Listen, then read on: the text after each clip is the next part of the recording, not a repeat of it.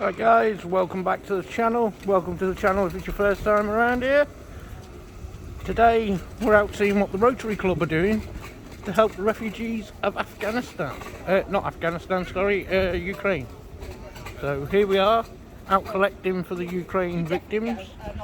So there you go guys. Can you tell us a bit more about why you're collecting and that? Well, I mean, this gentleman perhaps knows. Well, no, I'm just going to say, because, we all feel so powerless to be able to do things.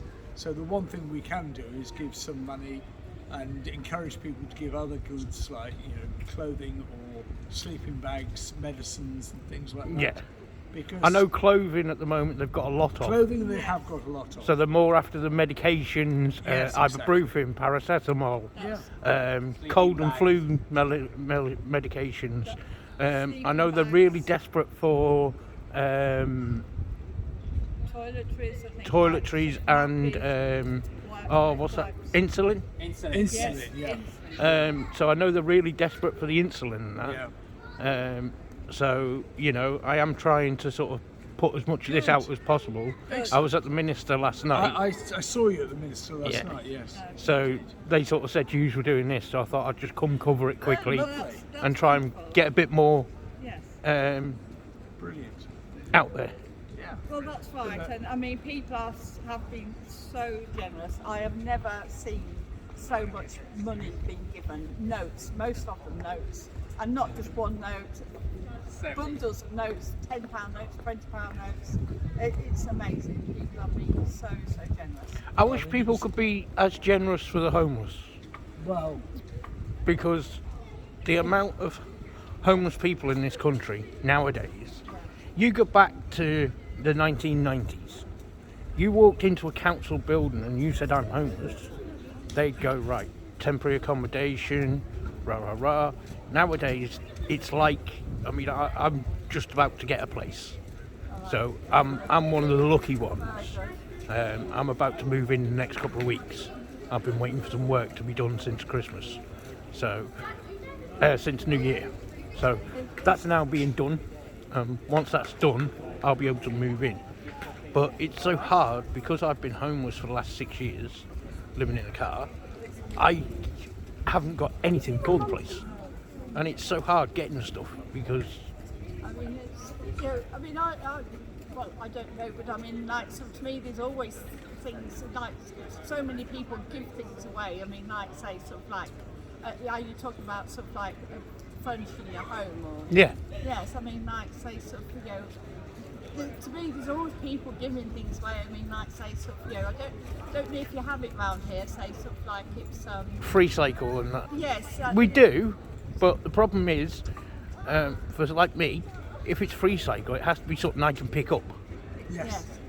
So the things I need is like a sofa, a desk. Have you been involved in the Perfect Trust? Yeah, I'm banned from there because I'm a citizen journalist. Oh, They don't like me. Basically, they turned around and they said, because I wear body cam. Yeah. Now, my body cam, when I went to their building, was active until I got to their front door. But then I used to turn it off. Right. But I also had a problem with one of their staff, Linda, and she started following me around in her car and that, and just basically being everywhere I was going, she was there. And then I went to speak to a friend of mine because she banned me having visitors in the house. I went to speak to a friend of mine across the road in an alleyway, which is not something I'd normally do, but I couldn't say to him come in, and he was homeless, so he hadn't, weren't like I could go around to his house. So we ended up talking in an alleyway, and she followed me around the corner and has started watching me. So I reported it to the police. Because of that, and because of the police telling her and Purfleet that she cannot speak to me anymore. Now, I don't live in one of her houses anymore because she evicted me. She already broke the law on the eviction notice as it was, because she filled it out wrong, and it got rescinded by the council. And it's just been, Purfleet to me isn't the place to be. They want to help. Sorry to hear that. Because, They want to help certain people. Right. They don't want to help the people who are actually trying to turn their life around and trying to do things differently. They want to help the people who are still getting in trouble with the law, who are going in and out of jail, you know, and stuff like that. They don't want to help the likes of me, who is trying to turn his life around. I'm trying to do something legal, which is why I've got my press ID, why I've joined the VPT, Right. because I want to do something to get myself out of this situation. That's definitely. I have not worked really since 2007, the last time I actually worked legally, legit.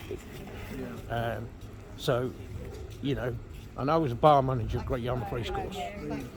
So I used to do Shellfish Bar, and it's the smallest bar on there, but it's the busiest bar on there. Right. And every time I went into work, I was told, "Oh, you're here, Jim. You're going on Shellfish. You've got Shellfish today." And the amount of money I used to take through Shellfish Bar, I think the most we ever took was 48 grand in one day. And when you're putting through that sort of money, and you sat there and you're thinking, hang on, that's 48 grand. Of that, they're probably paying, what, about 600 quid for the staff that we had in there. And it was like, so you're making X, Y, and Z on top. You know, even if you took off the alcohol that they're spending, let's say it was 3 grand's worth of alcohol, you're still talking a lot of money. And I just got fed up with it, so I weren't feeling well, so I said one day I couldn't go in, and they turned around and they said, well, if you can't come in today, then don't bother coming back. So I said, fine, I will. And I didn't. I wasn't contracted to them, so that was just the way it was. Now, I'm sorry to hear about that, about the Perfect Trust, because we as Rotarians, we've been working with Paula and Oh, I would actually, if I could get hold of Paula myself to speak to her, yeah. I've already put a Freedom of Information request in, that if she doesn't answer soon, we'll be going to the ICO, because I have the rights to ask for the information I've asked for, because I want to see what their funding's being spent on, Right. and what funding they're getting. Because as a citizen journalist, I'm allowed to request that information. Right. Which I've done a Freedom of Information request. She's ignored the first one, so I put the second one in through the receptionist.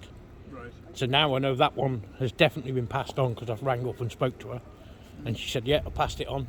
So they've now got 28 days. Well, they've actually got about 20 days, I think, roughly, to respond to it. Right. Because I want to see what their funding's coming in from, because they're selling food from the pantry that's donated to them for free, and they're charging people £2.50 a week, which isn't bad. But you know, when there's someone like me with food allergies, and you're going in and they're like, oh, £2.50, and you're coming out with what, 4 tins that I could probably go to shop and buy myself. You know what I mean? It's just like, what was the point?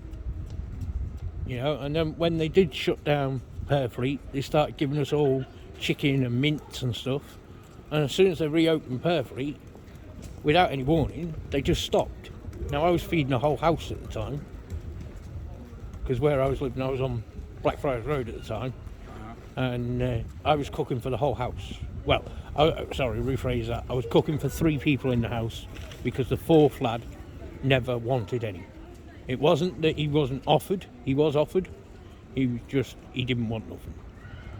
Because what I did was, I got the meat and the curry from Purfleet, and then I just went and bought some chips and some onions and some other bits and pieces to go with it. And then me and the lads used to chip in for the extras. Yeah. So, I mean, it's just, the way Purfleet treat people is ridiculous. And it is all over YouTube.